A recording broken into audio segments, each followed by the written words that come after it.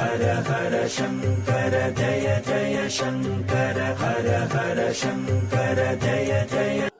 1928 மேட்டூர் அருகேயுள்ள நெருஞ்சிப்பேட்டை கிராமத்தில் மகா பெரியவர் முகாமிட்டிருந்தார்.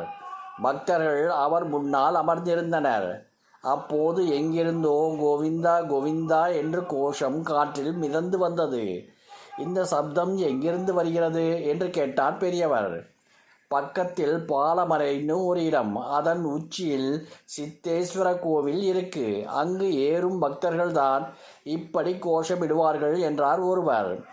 சிவன் கோவிலில் கோவிந்தா சேமமா? ஆச்சரியமா இருக்கே, நான் அந்த கோவிலுக்கு போகணும் என்றார் பெரியவர். அந்த மலையில் ஏற வேண்டுமானால் 12 மைல் நடக்க வேண்டும். வழிகாட்டு துணைக்கு ஆள் வேண்டும் என்று ஒரு பக்தர் அங்கு வழிகாட்டியாக இருந்த பெருமாள் கவுண்டர் என்பவரை அழைத்து வந்தார். கவுண்டருக்கு அப்போது 25 வயதிருக்கும். கவுண்டர் வழிகாட்ட பெரியவா ஆர்வமாக மலையேறி சித்தேஸ்வரரை தரிசித்தார். நீங்க வேணும்னா பாருங்கோ, இந்த சித்தேஸ்வரருக்கு ஒருத்தர் தன் சொந்த செலவில் கோவில் கட்டுவார், இது நடக்கும் என்று தன்னுடன் வந்த பக்தர்களிடம் சொன்னார் பெரியவர்.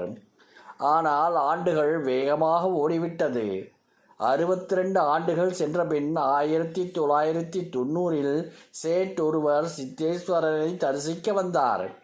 அவரே கோவில் கட்டி கும்பாபிஷேகம் செய்து வைத்தார். மேட்டூர் அணைக்கு வந்த பெரியவர் அடியிலே பொக்கிஷம் என்று சொன்னார். அங்கிருந்தவர்களுக்கு அதன் அர்த்தம் புரியவில்லை. அதற்கான விளக்கமும் யாரும் கேட்கவில்லை. 70 வருடங்கள் கழித்து அணையில் சில பணிகளுக்காக பள்ளம் நோண்டப்பட்டது. உள்ளே இருந்து அனுமன், ராமன், சீதா சிலைகள் கிடைத்தன.